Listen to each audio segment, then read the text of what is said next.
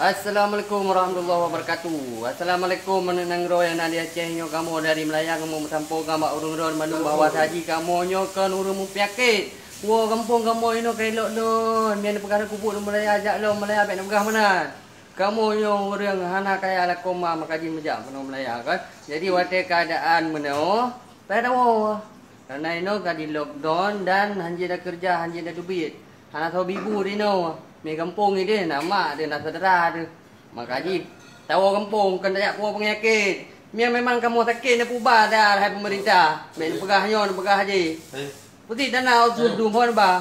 Ada je. Pegahnya nak pegah je. Nyo anak bangsa ni kan Cina. Cina adu minta mau Aceh hana habah apa kau?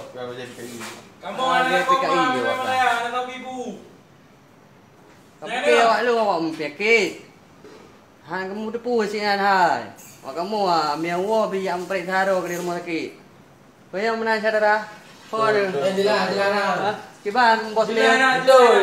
Yang betul dah orang Melaya. Jadi kiban awak pegah awak Melaya yang puas penyakit. Yang baik pegah-pegah hal ni apa Melaya tengok. Kamu belum tahap rumah lagi. Baik pegah puas penyakit kena. Pucuk.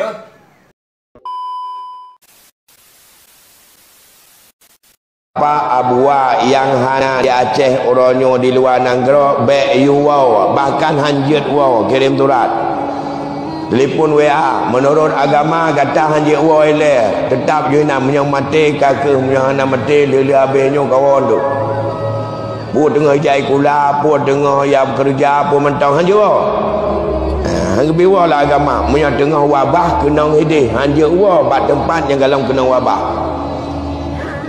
Maka betul ya tanya. Orang ketanya Taiwan dari pan mentang perintah. Ya. Adi pantang bekjak mejak. Aceh orangnya bek tebih tiat. Terima kasih sudah klik video ini. Tapi jangan lupa guys, klik tombol subscribe karena subscribe itu gratis. Dengan subscribe kamu support channel ini terus untuk upload